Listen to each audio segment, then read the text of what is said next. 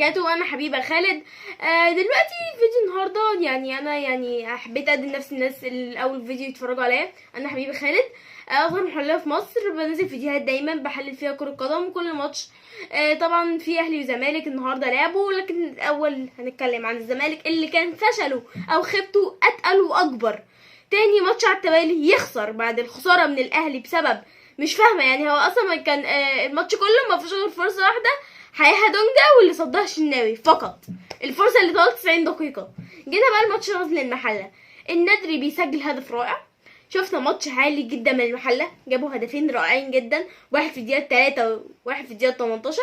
خلاص مفيش كلام، النادي غزل المحله نادي كبير وميهوب. الحارس حارس كبير خلاص بقى يلمع في اسم الحراس، اسم حارس تقيل، قدر يصد كرات كتيره جدا. اما بقى مصطفى العش والناس دي وعبده يحيى اللي نزله المدرب بعد اخر ربع ساعه علشان يستهلك قوه الزمالك كلها.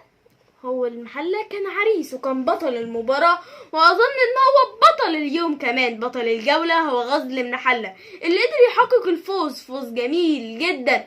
انا كنت فرحانه للمحله. هتقولي انتي زملكاويه ازاي هتقولي كده؟ اقولك بعيدا عن الانتمائي، دلوقتي النادي بتاعي خسران لكن انا شايفه النادي بيأدي حلو. هقول لا ده بيأديش حلو؟ لا، بتكلم بالحق. المحله عمل ماتش رائع جدا، كل اللعيبه، احمد الشيخ اللي راجع اللي هو هداف الدوري. المحله تقييمها 10/10 ومفيش كلام. المحله بجد كانت نادي لا يعلى عليه في المباراه. اما الزمالك خيبته تقيله جدا وفشل ذريع اللي ادى الى اقاله فريرا المدرب بعد المباراه باقل من ساعه، وتعيين المدرب المساعد له يوسف اسامه نبيه التي تمت اقالته وتعيين يوسف يعني هو استقال، وتم تعيين اسماعيل يوسف وتم تعيينه كمدرب فني عام رائع جدا. انا واثقه ان الكابتن اسامه نبيه هيعمل ارقام جنونيه وهيأدي اداء عالي جدا مع نادي الزمالك، لان مفيش كابتن اكتر من كابتن اسامه نبيه فاهم اللعيبه، مفيش احسن منه يقود الزمالك. وانا شايفه ان هو هيحقق نجاحات في المستقبل باذن الله. بعيدا عن حته المدير الفني، اللعيبه اللي بقت تلعب بالشوكه والسكينه، انا شايفه ان مصطفى شلبي بقى لاعب عارف اللي هو اعمل حسنه واحده علشان نفتكرك، يعني عشان نقول ده مش جبناه هو اهلاوي، عشان نفتكرك اعمل حسنه واحده في حياتك، اعمل لنا حسنه ان شاء الله كل 10 ماتشات، جون او اسيست، كرة سهله جدا انت حبيت بقى تعمل فيها لقطه ورحت مضيعها في الشوط التاني. احنا مستنيين لما الزمالك يبقى سادس ولا سابع الدوري؟ احنا لازم نفوق. زيزو سجل ضربة جزاء وكان بيحاول كتير قوي في المباراه، لكن كان في بعض من الكور هو مش فاهماه. دونجا ده لاعب عالمي جدا، وانا شايف ان هو كان احسن رجل في الزمالك المباراه دي هو عواد. قدروا بجد، يعني دونجا بياخد الكره من الباك الشمال ينقلها للباك اليمين، ده اللي مطلوب من خط النص. ليه بقى ده امام عاشور بيخش بيها في النص، عايز يرقص، عايز يعمل ايه؟ يا حبيبي انت خط نص، حاول تنقل، هتجيلك الكره هتشوط ماشي اوكي، لكن انت مش هتعمل، انت مش فارس هتجري بالحصان بتاعك.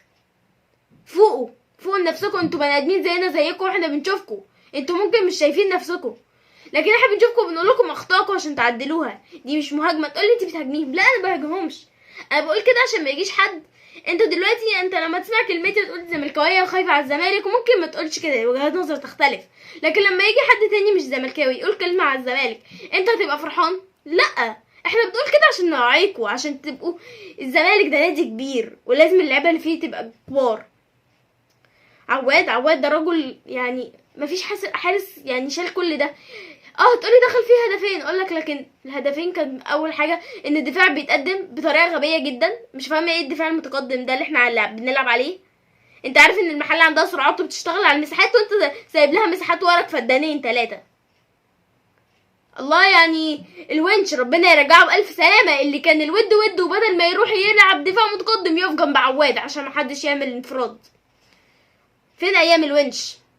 يا ريت الونش يرجع بالسلامه ويرجع تاني هو اسد الزمالك في الدفاع، ويا ريت اللعيبه تفوق وتشيل من دماغها الحرفانه دي. العب السهل هتاخد جون، العب السهل تاخد جون. المحله بقت تنقل الكره من هنا لهنا الرابع جون. انت ليه بقى عايز تنهي اللعب 15 باص كده عشان توصل للجون؟ ليه بتموت الهجمه؟ انت قدامك هجمه مرتده سهله، لا انت لازم تقف كره وتراس، يعني لا تقف كره وتلعب لورا عشان انا لازم ابني الهجمه، لازم اضيع الهجمه المرتده. فوقوا يا جماعه. دلوقتي باذن الله انا شايفه ان هيبدا كابتن اسامه نبيه يعمل شغل جامد مع الزمالك، لان كابتن اسامه نبيه هو كابتن كوره فاهم جدا، فاهم بيعمل ايه، عارف يشتغل الحته النفسيه وكمان على الحته البدنيه، عارف كل حاجه، فاهم اللعيبه بجد، لانه كان بقاله كتير متعين كمدير فني مساعد. يا ريت اللعيبه تفوق وتفتكر ان هي بتلعب في نادي كبير اسمه الزمالك، واحنا مهما سكتنا وقلنا عليكم كويسين هيجي في يوم من الايام هنزهق ونقول لكم لازم تفوقوا بطريقه او باخرى، ممكن بمهاجمه او بنصح، لكن احنا ياما نصحناكم، جه وقت المهاجمه عشان تحسوا. سؤال النهارده، هل ترى ان فيريرا يستحق الإقالة؟ وترى ايضا ان اسامه نبيه يستحق تعيين كمدير فني عام لنادي الزمالك؟ وبس كده، قبلكم الفيديو الجاي، وطبعا يعني الفيديو الجاي هيبقى ماتش الاهلي ونادي بنك الاهلي. وكمان عايزه افكركم بحاجه، مصر يعني من كام امبارح خسرت من الدنمارك 30-25، لكن الحمد لله اتأهلنا وهنلاعب السويد بالتوفيق لمنتخب مصر لكرة اليد اللي بيكافح عشان يعمل اسم كبير لمصر قدام العالم. بس كده، قبلكم الفيديو الجاي.